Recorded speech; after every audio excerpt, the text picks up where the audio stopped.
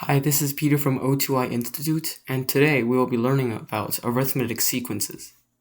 So let's get right into it. So the first step to learning arithmetic sequences is obviously to know what it means. So a sequence is an ordered list of numbers, and an arithmetic sequence is a sequence but with each term having a common difference between them. Now that sounds very confusing, but here's an example. 1, 3, 5, and 7 with a common difference of 2 on every term as you can see. And here's another example, 2, 6, 10, and 14 with a common difference of 4. And every term here follows that rule. We can go on infinitely. And there's also an infinite number of arithmetic sequences. So let's get into the formulas for arithmetic sequences. Here's the basic formula. Say we have an unknown term that we need to solve for. In order to use this formula, we have to know what the first term is, the position of the term, and the common difference. So an is the unknown term, and then a1 is the first term, which will be given, because for this formula to work, we can only have one unknown variable, and that would be this. And then n is the position of the term, and d is the common difference.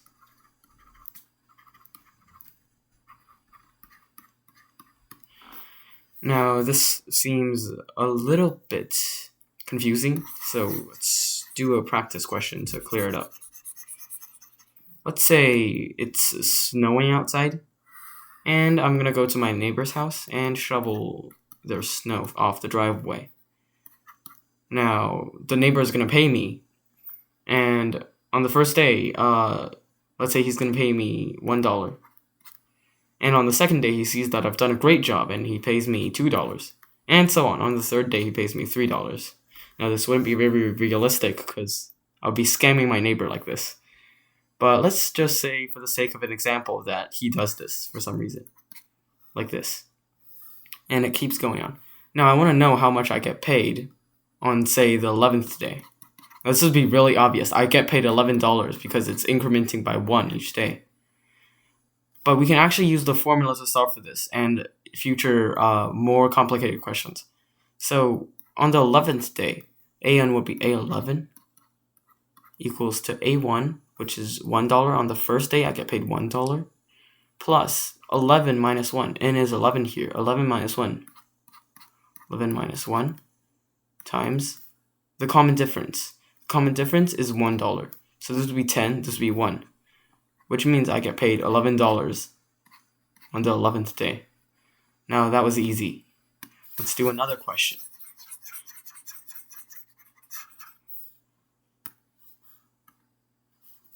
Let's do another one on money. So if I was working a job, no, I don't have one, but we're going to pretend that I do, like as a cashier or something. And on the first year, my salary is $1,000. This isn't very realistic as well. $1,000 per month. And the next year, my salary goes up to $1,200 per month. So what would my if it keeps incrementing by $200 every year for my monthly salary?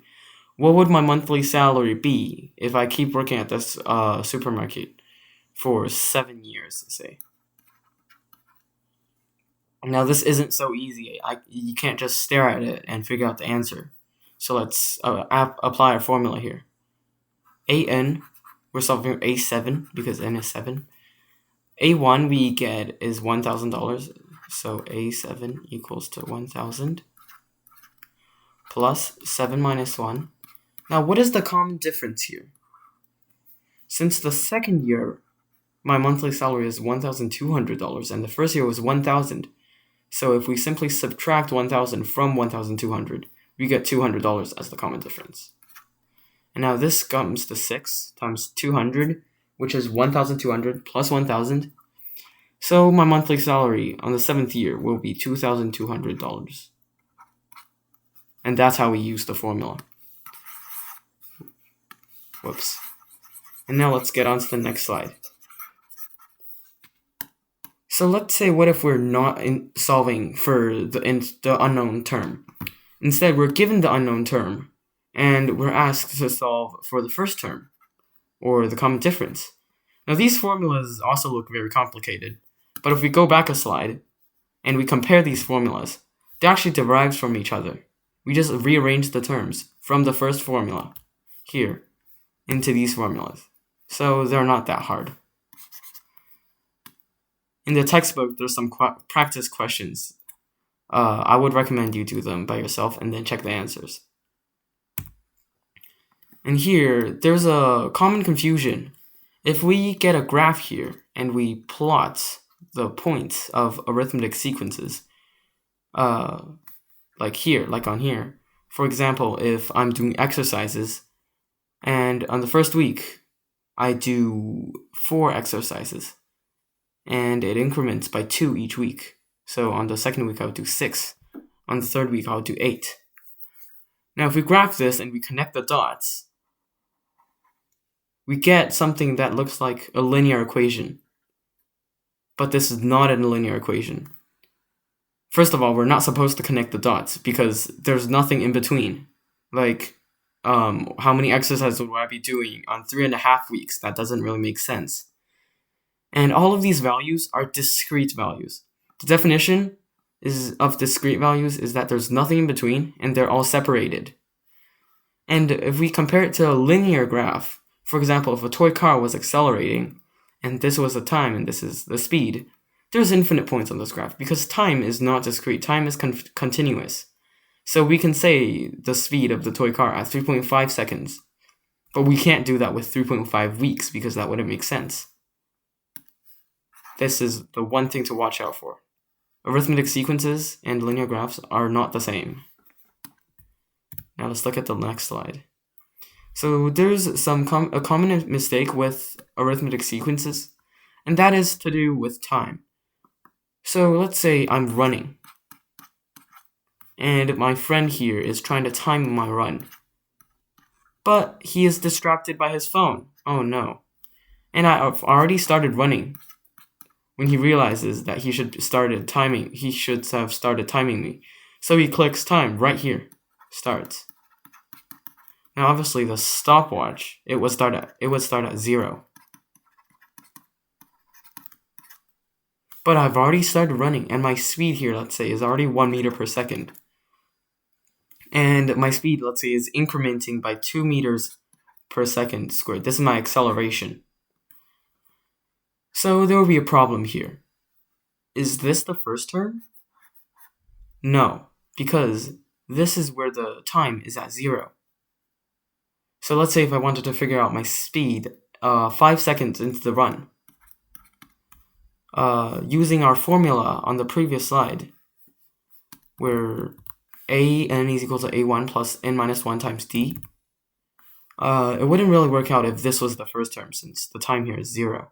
Instead, we have to figure out the first term manually by adding my one of my common difference, in this case the acceleration, to my starting speed. So my first term would actually be 3 meters per second here. So now let's see what my actual speed in 5 seconds will be. So a5 is equal to a1 plus n minus 1 times the difference. Now let's replace some terms. A1 we know from our calculation is 3. And then n and d we know from our calculations. N will be 5. And the common difference is 2. So this would be 8 plus 3. So my speed in 5 seconds is actually 11. And we can see that this is actually correct. For example, let's just write it out. So at time 0, my speed is 1, times 0, times time 1, times 2, times 3, times 4, and times 5. At 1, my speed is 3, and then 5, 7, 9, and 11. So we see that our answer is correct. So the confusing thing here is figuring out whether the A1 given to us in the question is A1 or is A0. So for most questions on just pure sequences, it would probably be A1 since the 0th term doesn't exist. So most sequences. But for time-related ones, like timing a run and stuff like those, it might start at A0 because a stopwatch does not start at 1 second. So time-related. And that's it for this lesson. Thanks for watching.